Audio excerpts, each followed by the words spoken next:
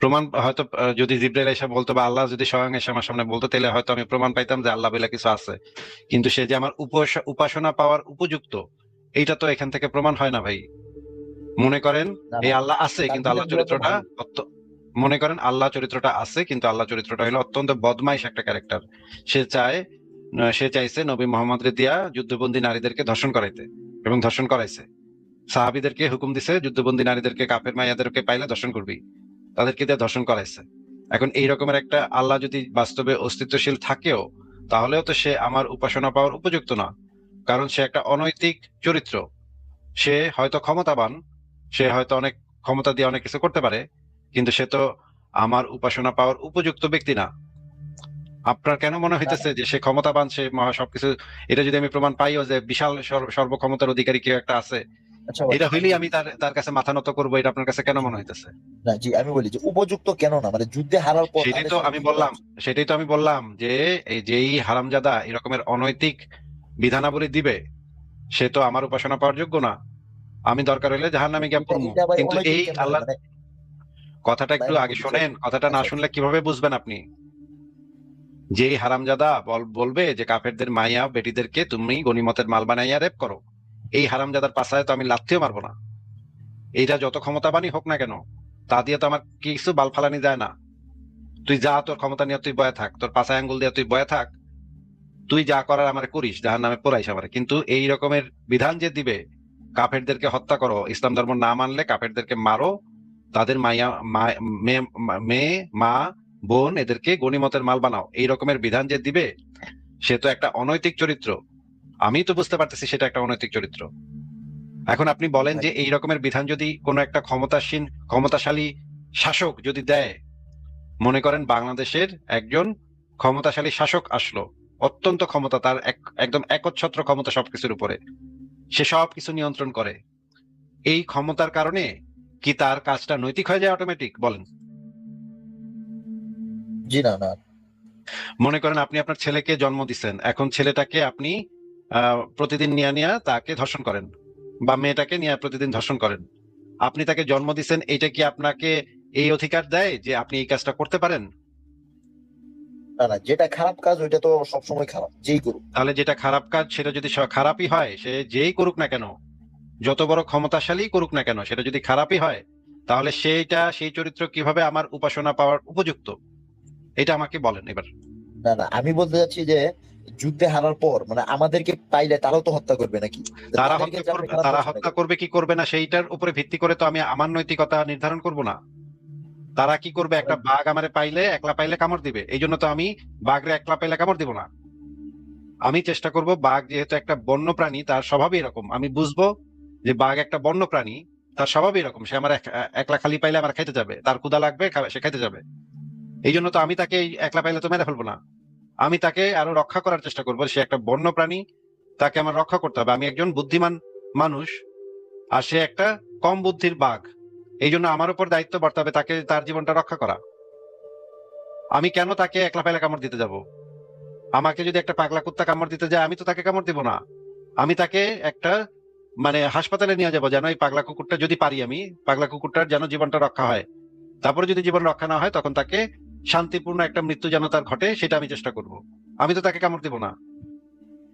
কোন আমি বলতে মুমিন চাচ্ছি যদি, যে, আমি তো একজন নাস্তিক, তাই না ভাই? আপনারা তো মুমিনরা তো নাস্তিকদের বিরুদ্ধে আক্রমণাত্মক জিহাদ করতে পারেন, এবং তাদের মা বেটিকে গনিমতের মাল বানাতে পারেন।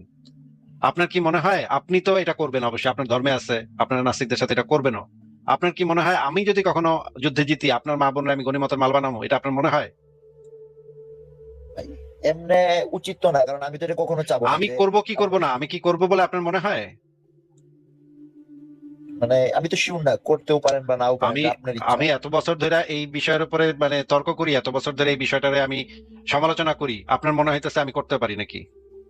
না না, এটা তো আমি শিওর না, মানে আমি গ্যারান্টি দিতে পারি না তো। আমি এত বছর ধরে যে জিনিসের সমালোচনা করলাম, আপনার মনে হইতেছে যে এটা আমি করতে পারি নাকি?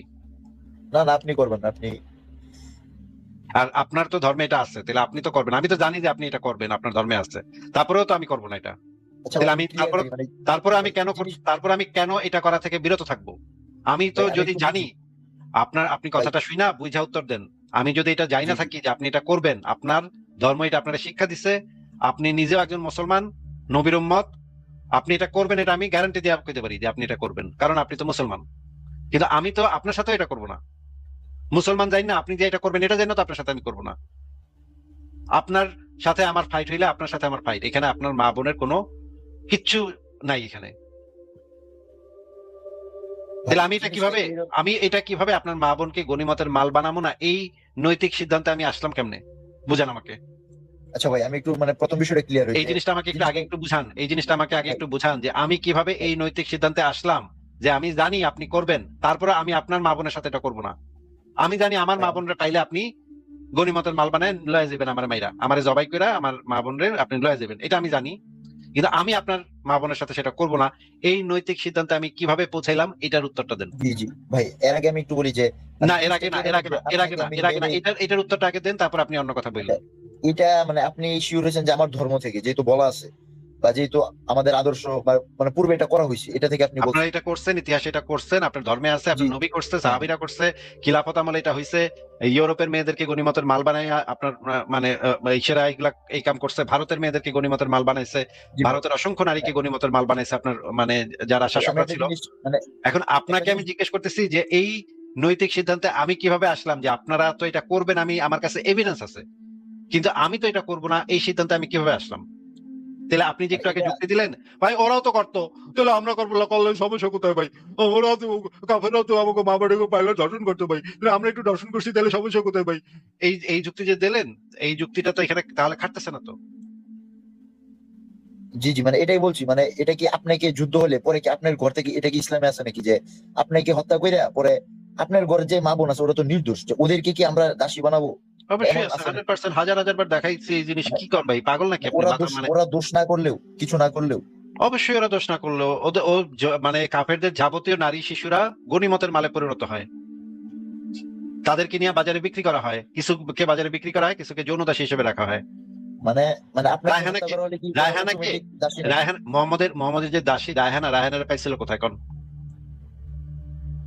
দাসী তো যুদ্ধে হারার পরে হয় রায়হানারে, ওখানে। মোহাম্মদের যে দাসী রায়হানারে পাইছিল কোথায় কোন? বিয়া করছিল কি আর টোপর মাথায় দিয়া মোহাম্মদ গেছিল বিয়া করতে নাকি? না ভাই, রাইহানা দাসী শুনি নাই আর কি, মানে এই নামে দাসী শুনি নাই।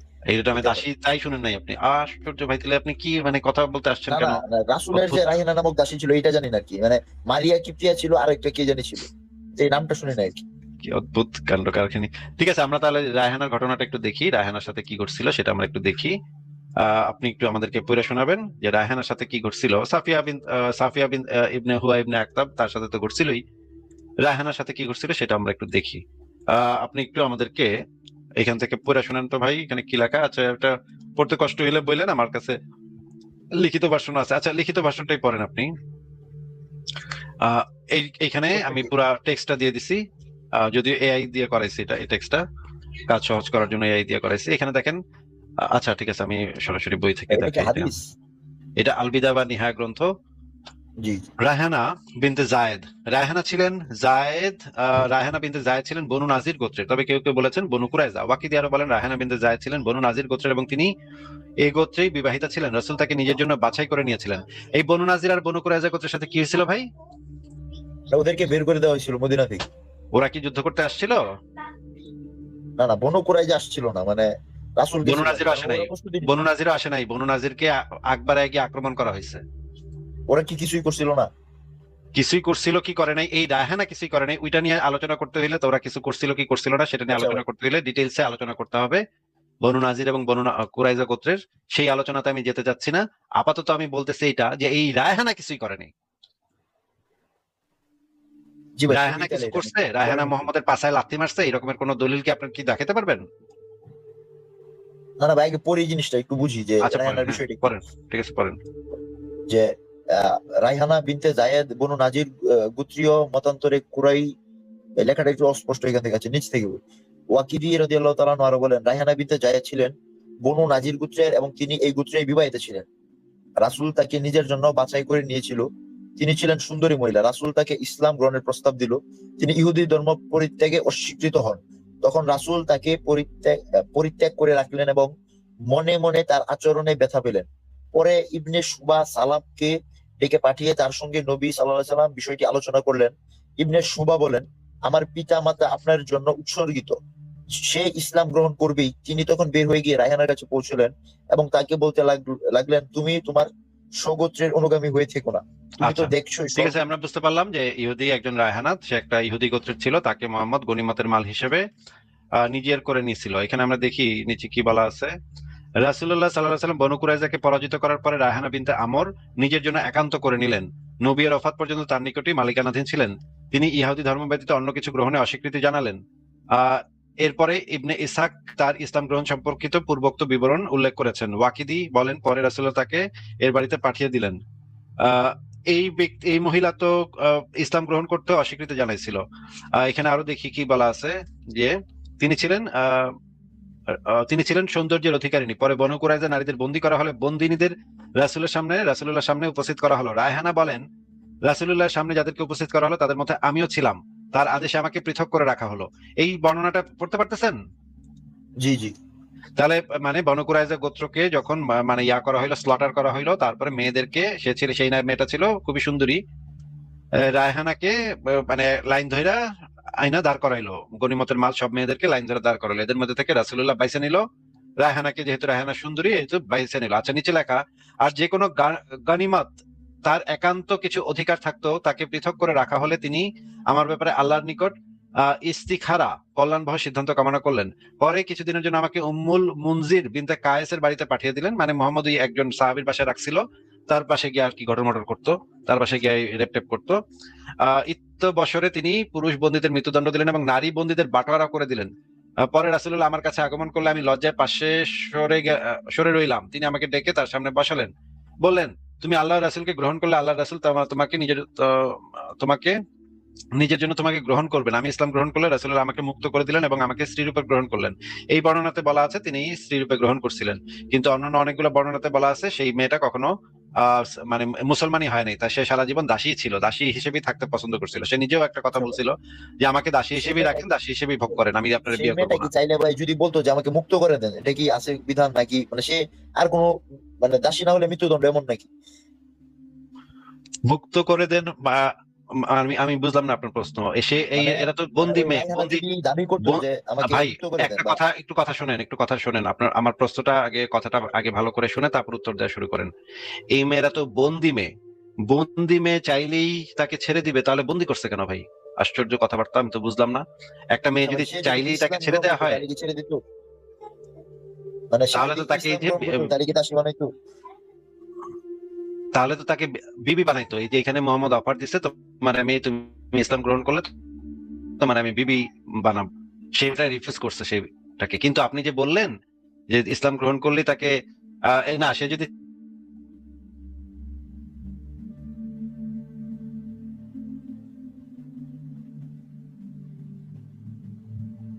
ভাই আপনার বয়স আসতেছে না, শোনা যাচ্ছে না ভাই।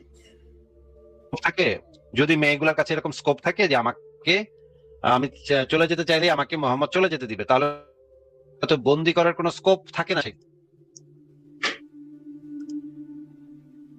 এই জিনিসটা তো একটু হ্যাঁ, গুড, অন্যরকমই আপনি যে একটু বলেন যে তাহলে বন্দি করবে কেমনে? তাহলে যদি সেই মেয়েদের যে কোনো সময় যদি বলে আমাকে মুক্ত করে দেন, তখন যদি তাদেরকে মুক্ত করে দেওয়ার বিধান থাকে, তাহলে বন্দি করার স্কোপই তো তাহলে থাকে না। বন্দি করে জি মানুষকে জি। নিয়ে আসে তো তার কোথাও যাওয়ার অধিকার নাই, এইটাই তো হচ্ছে বন্দিত্ব। ভাই, এই জিনিসটা তো তার একটু একজন মানে মানুষের জুলুম হয়ে গেল, এক- ওই মেয়ের সাথে তো জুলুম হয়ে গেল। একজন একজন মানুষের যেখানে ইচ্ছা যাওয়ার অধিকার নাই, এইটাকেই তো বন্দিত্ব বলে। আমার যদি যেখানে ইচ্ছা যাওয়ার অধিকারই থাকে, তাহলে তো আর এটা বন্দিত্বই না। জি জি। তাহলে তো বন্দি করে এই মেয়েদেরকে, এই রায়হানা কি দোষ করছিল এবার একটু বলেন তো, যে রায়হানার কি মানে মানে মোহাম্মদের পাশায় কি বাঁশ দিয়ে ঢুকাইছিল রায়হানা? ভাই এইভাবে চিন্তা করলে, যে রায়হানার জায়গায় যদি নিজেকে চিন্তা করি, তাহলে তো এটা আমার কাছেও জুলুমের মতো, যে একটা অত্যাচার হইতেছে। কারণ কিছু করার নাই, যে আমার স্বামী যুদ্ধ করে মারা গেছে, এখন আমি অন্য ধর্মে আছি, যে আমাকে নিয়ে বিক্রি করে দিল বা আমার ইচ্ছার বিরুদ্ধে কিছু করলো। এটা যদি নিজের নিয়ে চিন্তা করি, তাহলে জিনিসটা একটু মানে খারাপ যে লাগে কোনো নাকি? নিজের মানুষের পরিবারের মানবে উপরে না। আসলে খারাপ লাগে, কিন্তু অন্যের পরিবারের জি উপরে জি। হইলে, কাফেরদের পরিবারের উপরে হইলে আপনার ভালো লাগে নাকি? না না না, মানে আমার ক্ষেত্রে এরকম না, মানে নিজের ক্ষেত্রে যদি খারাপ লাগে, তাহলে মানুষ হিসেবে তো অন্যটাও খারাপ লাগা উচিত। কারণ একটা খারাপ লাগে মানুষের তো সাথে অবশ্যই উচিত, খারাপ লাগে তো অবশ্যই উচিত, কিন্তু ভাই আমরা তো দেখি মুমিনরা বলে যে ভাই ওরা তো কাফের, ওরা তো কাফের, মানে কাফেরদের সাথে তো ঠিকই আছে, এটা শাস্তি, এটা তো হইতেছে আমার কোনো নবী শাস্তি দিচ্ছে। আচ্ছা আমরা একটা ভিডিও দেখি, এই যে গনিমত যে বানাইতো, এই গনিমত বানাইতো কেন, সেটার একটা ভিডিও আমরা একটু দেখে নিই। এক সেকেন্ড একটু অপেক্ষা করেন। এইটার একটা ব্যাখ্যাও দিচ্ছে একজন আলেম। এই ব্যাখ্যা অবশ্য সঠিক ব্যাখ্যা।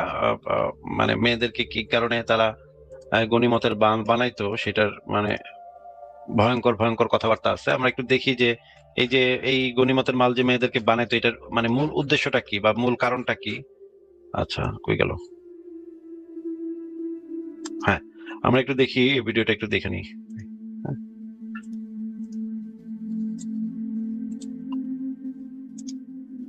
আমরা এই আলেমের বক্তব্যটা একটু শুনি, দেখি সে কি বলে। একটু শোনেন। হ্যাঁ, টাকা দিয়ে দাসী কিনা হলো, টাকা দিয়ে পতিতালয়ে যাওয়া যাবে না কেন? এই খেপা কে কইছে দাসী কিনা যাবে? বাংলাদেশে দাসী আছে? নাই তো। এটা কোথা আছে? কিন্তু যুদ্ধ করা, তুমি মায়ানমারের সাথে যুদ্ধ করো, যতগুলো মেয়ে পাওয়া যাবে এগুলো সৈনিকদের মাঝে বন্টন হয়ে যাবে। কথার কথা আমি কমান্ডার পেয়ে গেলাম 50টা, কথা বলছো? তো আমি খুব যে 10টা রাখতে পারবো, এখানে একটা বাড়ি, ওখানে একটা বাড়ি, এখানে 4টা রুম, ওখানে মনে হয় 5-6টা রুম। তো কয়টা হবে? খুব যে 10টা রাখা যাবে, আর বেশি স্পেস নাই আমার কাছে। তাহলে আরো 40টা কি করবো? তখন এটা বিক্রি করতে পারবে, এটা পণ্য হিসাবে। এটা কেন? এরা কাফের, এরা আল্লাহর দুশ্মন, রসুলের দুশ্মন, দ্বীনের দুশ্মন। এদেরকে লাঞ্ছিত জীবন যাপন করতে হবে। তাদের লাঞ্ছিত জীবন যাপন করানোর জন্য ইসলাম এটা বৈধ করে দিয়েছে। কিন্তু আপনার আমার স্বাধীন মেয়েকে এটা করা যাবে না, হারাম। এবং জান্নাতে যেতে পারবে না কেউ যদি কাউকে মুক্ত মেয়েকে দাসী বানিয়ে বিক্রি করে। মুক্ত ছেলেকে হুর, স্বাধীন ছেলে মেয়েকে যদি দাসী বানিয়ে বিক্রি করে, তাহলে জান্নাতে যাবে না, জান্নাতের গন্ধও পাবে না, কড়া বানিয়ে আছে।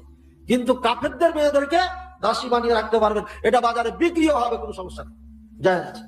কেন? তাদেরকে এই লাঞ্ছিত জীবন মেনে নিতে হবে, এই জন্য যে তারা আল্লাহ দুশ্মন, রসুলের দুশ্মন, দ্বীনের দুশ্মন, বুঝেছেন? এই জন্য লাঞ্ছিত জীবন তাদের। আচ্ছা ভাই কি বললো একটু বুঝা বলেন তো, এই আলেম কি বললো? মানে এইখানে সে বললো যে এটাই তাদের সাথে করা উচিত, কারণ তাদের হচ্ছে এটা লাঞ্ছিত করবে বা এমন কিছু একটা বললো, যে এটাই তাদের মুসলমানদের সাথে এটা করা যাবে না, মানে মুসলমান নারীরা স্বাধীন মুসলমানরা থাকবে। স্বাধীন, এটাই বললো। আর মানে কাফেরদের মেয়েদেরকে বাজারেও বিক্রি করা যাবে, আবার মানে সেক্স ল্যাবও বানানো যাবে নাকি? আচ্ছা ভাই, মানে ধর্মের এই জিনিসগুলা কারেকশন করা যায় না?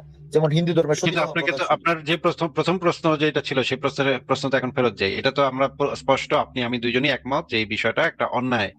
এখন যেই আল্লাহ এই ধরনের একটা অন্যায় বিধান নাজিল করছে, নবীরে বলছে, যদি আমার সামনে স্বয়ং এসে খাড়ায়, এটাতে তো আমি জুতা দিয়ে বাইরাবো আগে কিছুক্ষণ। দরকার হইলে অনন্তকাল জাহান্নামে পড়বো আমি, অসুবিধা কি? আমার কোনো সমস্যা নেই অনন্তকাল জাহান্নামে পড়তে, কিন্তু আগে জুতা দিয়া, ছিঁড়া জুতা দিয়ে কিছুক্ষণ বাইরে আলমু। এখন আপনি বলেন যে আমার এই পজিশনে, আমার এই যুক্তিতে প্রবলেম কোথায়? ভাই, এই ক্ষেত্রে আমি বলবো যে ধরেন আমরা যুদ্ধ করলাম, এখন আপনার ছেলেকে ধরে গোলাম বানাই দিল, আপনার ছেলে তো দোষ নাই, কারণ সে ইসলাম বুঝেই নাই। তার অন্তত টাইম দিলেও তো একটা কথা ছিল যে 1 মাস টাইম দিলে মানে ইসলাম বুঝলেও তার এই অধিকার আছে, কোন একটা বিশ্বাস সে একসেপ্ট করবে নাকি একসেপ্ট করবে না, এই জন্য তাকে কেউ দায়বদ্ধ করতে পারে না। বিশ্বাসটার কে কোন বিশ্বাস করবে সেটার জন্য তাকে কেউ দায়বদ্ধ করতে পারে না। পরকালে যে অলৌকিক শাস্তি দিব সেটা পরকালের ব্যাপার, কিন্তু পৃথিবীতে তাকে কিছু করতে পারবেন না আপনি। আপনাকে যেটা জিজ্ঞেস করলাম ভাই, যে আপনি যে আমাকে শুরুতে এসে বললেন যে আল্লাহ যদি এসে স্বয়ং খাড়ায় আমার উপরে, তাইলে নাকি আমি নামাজ পড়তে বসে যাবো? না ভাই, আল্লাহ যদি আমি প্রমাণও পাই, তাইলেও যে সে আমার উপাসনা পাওয়ার উপযুক্ত, সেটা তো তাকে প্রমাণ করতে হবে। এই রকমের একটা চরিত্রকে আমি কেন উপাসনা করতে যাব, যে হচ্ছে কাফেরদের মা বেটিকে রেপ করতে অনুমতি দেয়? এই রকমের একটা ক্যারেক্টার তো আমার উপাসনা পাওয়ার যোগ্য না। আচ্ছা ভাই, তাহলে তাদেরকে আর কি করা যেত? মানে দাসী হিসাবে না দিয়ে মুক্ত করে দেওয়া? তাহলে বন্দি করবে কেন? মুক্ত করার তো প্রশ্নই আসে না, মুক্ত করার তো স্কোপই তৈরি হয় না। যদি বন্দি না করে তাহলে তো মুক্ত করার স্কোপই তৈরি হয় না। বন্দি করবে কেন তাদেরকে?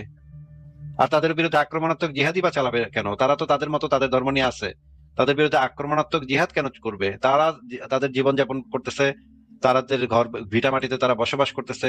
আমি কেন আগ বাড়ায় গিয়ে তাদের ধর্ম, তোরা আমার ধর্ম পালন করতে হইব, আমার আল্লাহ বিশ্বাস করতে হইব, এই কথা বলে তাদেরকে কেন আমি আক্রমণ করতে যাব? জি ভাই, ফোর্স করা তো ঠিক না, মানে তার বিশ্বাস হইলে আসবে, না আসবে না, কিন্তু জোর কইরা মানে আসতে হবেই, তাহলে আপনার এরকম ধর্ম তো ভাই তো বলছে, ইসলামেও বলা নেই।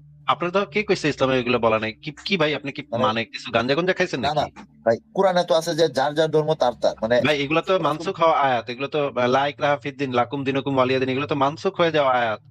ইসলামের সর্বশেষ বিধান হচ্ছে কিতাল করতে আদেশপ্রাপ্ত হয়েছি, আমি কাফেরদের বিরুদ্ধে কিতাল করতে আদেশপ্রাপ্ত হয়েছি যতক্ষণ না পর্যন্ত তারা লা ইলাহা ইল্লাল্লাহ বলবে। সূরা তওবার আয়াত, তরবারির আয়াত দ্বারা এই আয়াতগুলো সব মানসুখ হয়ে গেছে।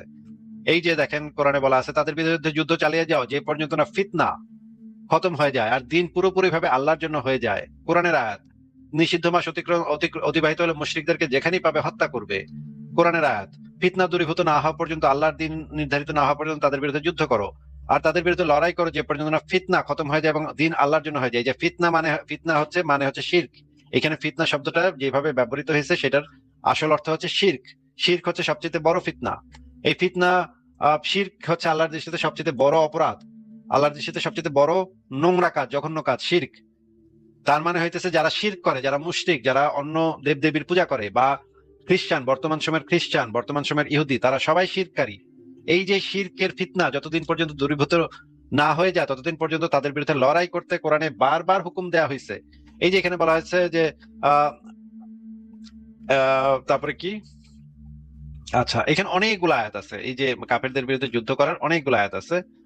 এখন আপনি দেখেন যে এই যে তাফসিরে মাঝারিতে কি লেখা আছে, এই কোরআনের আয়াত হইতেছে এবং তোমরা তাহাদিগের বিরুদ্ধে সংগ্রাম করিতে থাকিবে যতক্ষণ না ফিতনা দূরীভূত হয় এবং আল্লাহর দিন সামগ্রিকভাবে প্রতিষ্ঠিত হয়, এবং যদি তাহারা বিরত হয় তবে তাহারা যাহা করে আল্লাহ তাহার সম্যক দ্রষ্টা। প্রথমে বলা হয়েছে এবং তোমরা তাদের বিরুদ্ধে সংগ্রাম করতে থাকবে যতক্ষণ না ফিতনা দূরীভূত হয় এবং আল্লাহর দিন সামগ্রিকভাবে প্রতিষ্ঠিত হয়। ফিতনা অর্থ বিশৃঙ্খলা, আর পৃথিবীতে সবচেয়ে বড় বিশৃঙ্খলা হচ্ছে শিরক, অংশীবাদিতা। আলোচ্য বাক্যে ফিতনা অপসারিত না হওয়া পর্যন্ত যুদ্ধ করার নির্দেশ দেওয়া হয়েছে।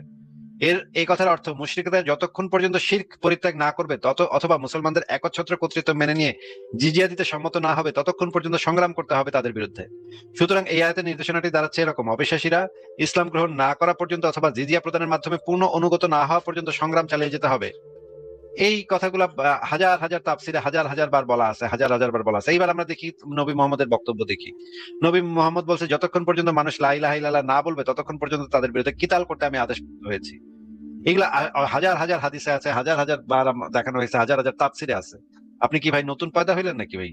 ভাই এই জিনিসটা আমি মানলাম। আচ্ছা এখন আমার একটা প্রশ্ন লাস্ট, মানে এটা আমি আপনার সাথে একমত যে এটা একটু নৈতিক না, মানে এটা কারেকশন করলে ভালো হইতো, যে এটা বাদ দেওয়া হইলে মানে জিনিসটা ভালো হইতো আর কি। এখন প্রশ্ন হচ্ছে ভাই ভালো হইতো মানে আমি বুঝলাম না ভাই, একটু বুঝায় বলেন যে আপনি মনে করেন আপনার আল্লাহ আসলে আছে কিন্তু সে যদি আরেকটু ভালো হইতো তাহলে আরেকটু ভালো হইতো নাকি? বলতে চাচ্ছি যে এই যে মানে কাফেরদেরকে মেরে যে তার মা বোনকে আমি ভোগ না করে যে ছেড়ে দিলাম, তাহলে আমি মনে করি ওইটা উত্তম হইতো আর কি। মানে ওইটা দেখতেও ভালো, মানে ওইটা কাজটাও ভালো হইতো। কিন্তু কাফেরদেরকে মারাটা ঠিক আছে, কাফেররা যেহেতু ইসলাম কবুল করতেছে না করে মারবেন আপনারা, ঠিক আছে ওইটুক পর্যন্ত আপনি না ওই কারণে মারবো না। সে যদি আমার দিনে বাধা দেয় তাইলে মারবো। দিনে বাধা দেয় মানে এখানে তো দিনে বাধা দেওয়ার কথা কিছু বলা নাই এই হাদিসে কোথাও। এই হাদিসগুলো তো একটু মানে অস্বীকার করা উচিত আমার মতে, কারণ এগুলো একদম পুরা ইয়া হয়ে যেতেছে, জঙ্গি ট্যাগ খাওয়া যাচ্ছে নাকি এগুলা দেখলে জঙ্গি বুঝা ভালাইছে মানুষ। নাস্তিকরা বুঝা লাইতেছে এই হাদিস দেখলে, নাস্তিকরা এই হাদিস দেখলেই বুঝা ভালায় যে নবী জঙ্গি ছিল নাকি। হ্যাঁ এটা ঠিক বলছেন। এই হাদিস দেখলে তো ভাই কোনো সন্দেহের অবকাশ থাকে না যে নবী জঙ্গির বাচ্চা জঙ্গি ছিল, একের পুরোপুরি বোঝা যায়। এখন আপনি আমাকে বলেন আপনার যে শুরুর প্রশ্নটা, যে এই ধরে নিচ্ছি তর্কের খাতিরে এই বিধানগুলা আল্লাহ পাক নাজিল করছে, তা আল্লাহ পাক আছে এবং এইগুলাই নাজিল করছে, তাহলে এই রকমের একটা ক্যারেক্টারকে আমি কোন আক্কেলে উপাসনা করতে যাব?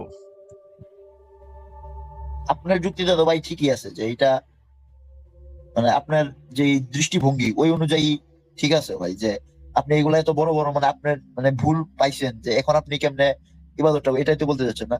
আচ্ছা আমি বলি যে যদি প্রমাণও পাই যে আল্লাহ এসে আমার সামনে খাড়া করে ওই আসিফ আমারে পূজা কর, দিমু পাশে একটা লাথি, যা আল্লাহর পর তুই তোর আচ্ছা ঠিক আছে তুই আসস, যা তোর মেনে নিলাম তুই আসস, কিন্তু তোর আমি উপাসনা করবো কেন? জি এখন ধরেন পৃথিবীর সবাই যদি ইসলাম গ্রহণ করতো, তারপরে কি আপনি ইসলামের কোনো ভুল দেখাতে পারবেন যে এরপরে অনৈতিক কিছু আছে? মানে সবাই ধরেন আল্লাহর ইবাদত করতেছে, যৌক্তিক এবং নৈতিক ভাবে যেটা ভুল সেটা তো ভুলই, সেটা মানে সবাই ইসলাম গ্রহণ করলেই তো সেটা নৈতিক হয়ে যাবে না। না বিধানটা যদি থাকে তাহলে তো সেটা অনৈতিক বিধান হইলো।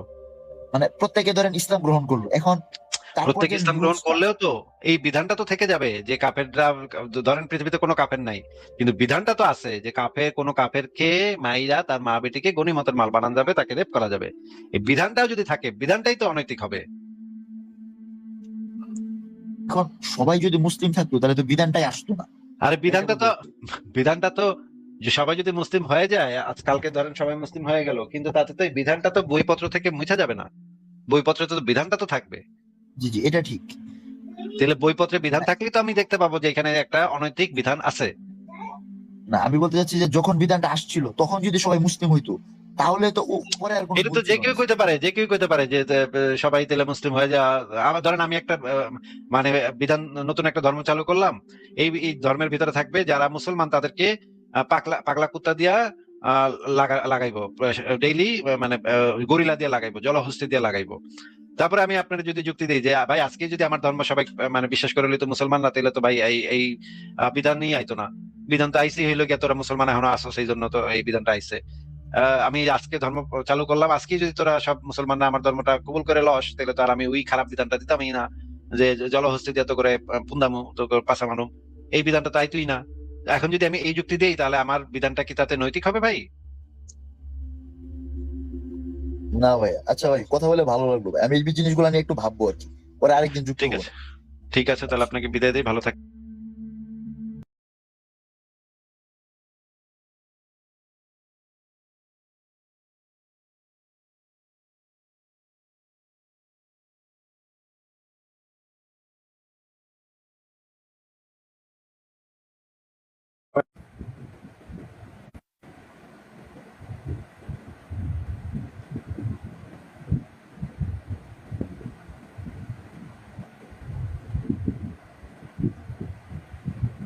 হ্যালো, আসসালামু আলাইকুম। সবাই কেমন আছেন? আশা করি সবাই অনেক ভালো আছেন এবং সবাইকে স্বাগত জানাচ্ছি আমার লাইভ অনুষ্ঠান থেকে।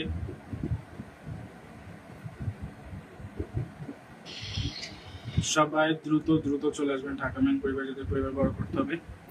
সবাইকে স্বাগতম জানাচ্ছি, চলে আসেন। আমার ভয়েস ক্লিয়ার আছে কিনা, আমাকে দেখাচ্ছে কিনা, শোনা যাচ্ছে কিনা, একটু সবাই জানিয়ে দেবেন।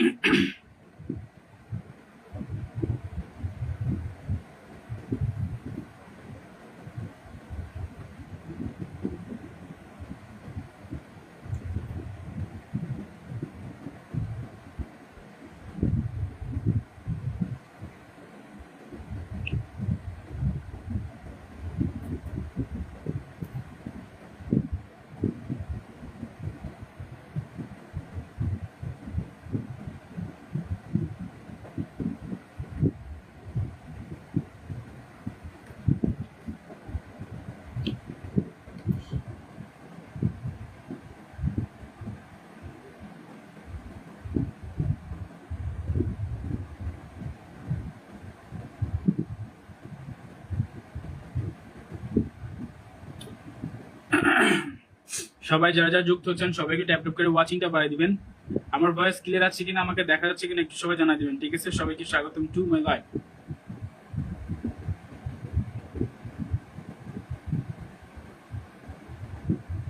কেমন আছেন? আলহামদুলিল্লাহ ভাই, ভালো আছি। আপনি কেমন আছেন জানাবেন। শাকিল শাকিল শাকিল শাকিল, ভালো আছি ভাই। আপনি কেমন আছেন জানাবেন। Thank you so much for joining. আসসালামু আলাইকুম ভাইজান। ওয়ালাইকুম সালাম। শুকরান হাবিবি, শুকরান।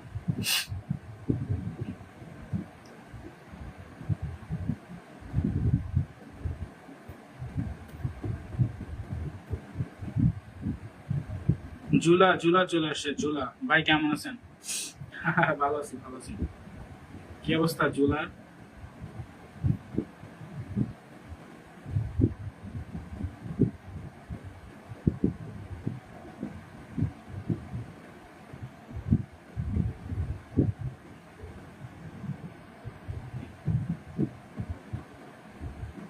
খন্দকার উজ্জ্বল হাই। সবাই লাইভটা একটু শেয়ার করে দিবেন, সবাইকে ট্যাপ ট্যাপ করবেন, ওয়াচিংটা বাড়াবেন।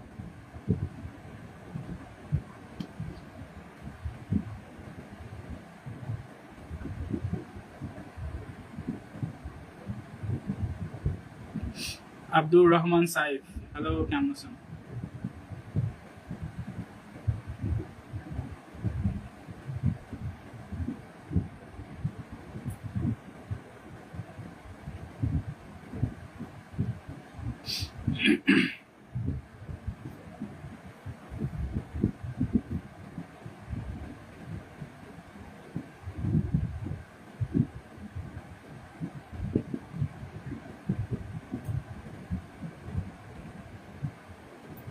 আসসালামু আলাইকুম। ওয়ালাইকুম আসসালাম। সবাইকে ট্যাপ ট্যাপ করেন, ওয়াচিংটা বাড়ান। সবাই যারা যারা লাইভে যুক্ত আছেন, থ্যাংক ইউ সো মাচ। যাদের পরিবার বড় করতে হবে, সবাই দ্রুত দ্রুত করে লাইভে যুক্ত হয়ে যাবেন।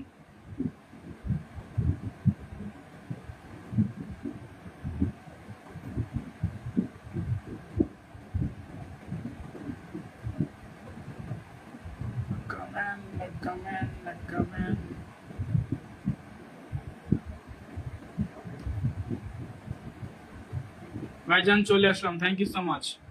আমি বুঝলাম না কি হয়েছে, ফেসবুক লাইভে কি সমস্যা, কি কারো কাছে কি নোটিফিকেশন যাচ্ছে না? ভাইজান চলে আসলাম, থ্যাংক ইউ সো মাচ ভাইজান। এই খন্দকার ভাই, আপনি স্টিকার কমেন্টস দিয়েন না। খন্দকার ভাই, স্টিকার কমেন্টস দিয়েন না, নরমালি কমেন্টস করেন, লিখে কমেন্টস করেন, লিখে কমেন্টস করেন, স্টিকার কমেন্টস দিয়েন না ভাই।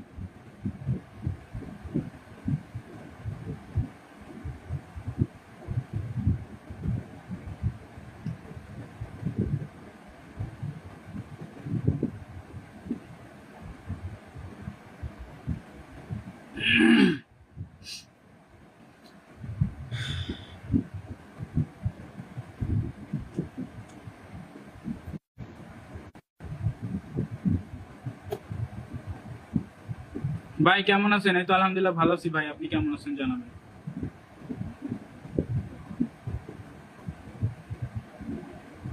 দুষ্টুকণা আলহামদুলিল্লাহ, আলহামদুলিল্লাহ নতুন। ওকে ওকে দুষ্টুকণা, ঠিক আছে। সবাই একটু ট্যাপ ট্যাপ করেন, যারা নতুন এসেছেন সবাই স্ক্রিনের উপরে একটু ট্যাপ ট্যাপ করেন। সবাই স্ক্রিনের উপরে ট্যাপ ট্যাপ করেন, ওয়াচিংটা বাড়বে। যত বেশি ওয়াচিং বাড়তে পারবেন তত বেশি বন্ধু যাবে। কোনো ওয়াচিং শো করতেছে না মনে হচ্ছে, লাইভে কোনো ওয়াচিং শো করে না কেন? আপনারা কি ওয়াচিং দেখতে পান? কি একটা অবস্থা রে ভাই। আসসালামু আলাইকুম সুচি শৈলী, ওয়ালাইকুম সালাম। লাইভে কি কোনো ওয়াচিং শো করে না? আপনার লাইভ দেখলে ভালো না থেকে পারি। আচ্ছা, থ্যাংক ইউ সো মাচ ভাই। আসসালামু আলাইকুম সুশৈলী ট্রেইলার্স, ওয়ালাইকুম সালাম। ঠিক আছে, ভেরি গুড, বাট এখানে ওয়াচিং শো করতেছে না কেন? ইভেন একজনকেও দেখা যাচ্ছে না। কি অবস্থা ভাই? মাকলুন ভাই ভালো আছি, আপনার কি অবস্থা ভাই? সবাই সবাই সবাই সবাই ট্যাপ ট্যাপ করেন। আসসালামু আলাইকুম মিজানুর রহমান ভাই, ওয়ালাইকুম আসসালাম। কি অবস্থা ভাই? এই তো আলহামদুলিল্লাহ, আপনার কি খবর, কেমন আছেন জানাবেন। সবাই ট্যাপ ট্যাপ করে ওয়াচিংটা বাড়াবেন, সবাই লাইভটা শেয়ার করে দিবেন। ওকে, সবাই লাইভটা শেয়ার করে দিবেন। হ্যাঁ, ওয়াচিংটা বাড়াবেন, সবাই লাইভটা শেয়ার করে দিবেন, ওয়াচিংটা বাড়াবেন। আর রিশা মনি ফ্যাশন, হাই কেমন আছো? Saddam Hossain, thank you so much. আমি নতুন। ওকে, সবাই পিন পাবেন, সবাই পিন পাবেন ইনশাআল্লাহ। সবাই সাদ্দাম ভাই, thank you so much. Hello brother, কেমন আছেন? সবাই ওয়াচিংটা বাড়াবেন, যাদের পরিবার বড় করতে হবে তারা লাইভে থাকবেন। এভরিওয়ান উইল গেট পিন, ঠিক আছে? সবাইকে পরিবার গঠন করতে আমি সবাইকে সহযোগিতা করি, সবাই লাইভে থাকেন, পিন পাবেন। হ্যাঁ, আমার এখানে 100% ব্যাক টু ব্যাক লাইভ হয়, ব্যাক টু ব্যাক বন্ধু হয়। আপনারা যারা বন্ধু করবেন তারা পিন না পাইলেও ব্যাক টু ব্যাক বন্ধু পাবেন। ওকে, ব্যাক টু ব্যাক বন্ধু পেতে হলে এখানে থাকতে হবে। ওকে, চলো সবাইকে ট্যাপ ট্যাপ করে ওয়াচিংটা বাড়ায় দেন। সবাই জেএফ ক্রিয়েশন, আসসালামু আলাইকুম। ওয়ালাইকুম সালাম। Hello Saddam Hossain, hello hello hello ভাই, কেমন আছেন? সবাই ট্যাপ ট্যাপ করে ওয়াচিংটা বাড়ান। সবাই let's go everyone, tap tap share করে দিলাম। Thank you so much, thank you so much.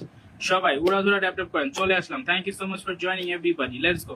সবাই ট্যাপ ট্যাপ করেন, সবাইকে বন্ধু দেওয়া হবে ইনশাআল্লাহ। নতুনরা সবাই লাইভে থাকো, লাইভে শেয়ার করে নামটা মেনশন করবা। কিছু গ্রুপে শেয়ার করে দিলে নতুন নতুন মানুষ আসলে নতুন নতুন বন্ধু আমি আপনাদেরকে দিতে পারবো। সো সবাই দ্রুত করে, সবাই দ্রুত করে। ওয়েলকাম ওয়েলকাম খন্দকার, মাশাআল্লাহ খুব সুন্দর লাইভ চলছে। আব্দুর রহিম সাহেব ভাই, thank you so much brother. Lords of love, সবাই একটু ট্যাপ ট্যাপ করেন স্ক্রিনের উপরে, বুম বুম বুম বুম, সবাই বুম বুম করে ট্যাপ ট্যাপ করেন, ওয়াচিংটা বেড়ে যাবে, ঠিক আছে? ওয়াচিং বেড়ে গেলে আপনারা বেশি বন্ধু পাবেন। হ্যাঁ, ওয়াচিং এ লাইভে থাকেন, সবাই পাবেন। কেমন আছেন ভাই? তো আলহামদুলিল্লাহ ভালো আছি। কি অবস্থা আপনার? সবাই যুক্ত হতে পারেন, সবাই যুক্ত হতে পারেন। আল্লাহ ঠিক বলছেন। চলো সবাই মিলে শেয়ার করো ভাই, শেয়ার দাও ভাই, গ্রুপে শেয়ার করে দাও। একটু গ্রুপে শেয়ারটা করে দাও। একটু গ্রুপে শেয়ার করে দিলে লোকজন আসবে, বেশি লোকজন হবে। যত বেশি লোকজন হবে তত বেশি বন্ধু কিন্তু যাবে। ওকে, গড়ে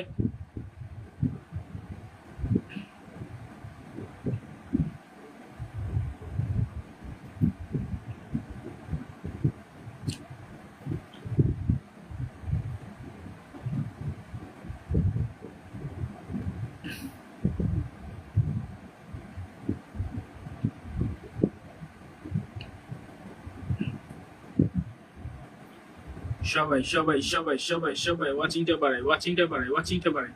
আপনারা কি কিছু বন্ধুদেরকে মেনশন করে দেন, কিছু বন্ধুদেরকে মেনশন করে দেন, কিছু পাবলিক গ্রুপে লাইভটা শেয়ার করে দেন, তাহলে জনসংখ্যা চলে আসবে, লোকজন চলে আসবে। ঠিক আছে, লোকজন আসবে যত, তত বেশি বন্ধু পাবেন, 100% বন্ধু পাবেন। দ্রুত করে লাইভটা শেয়ার মাইরাবেন,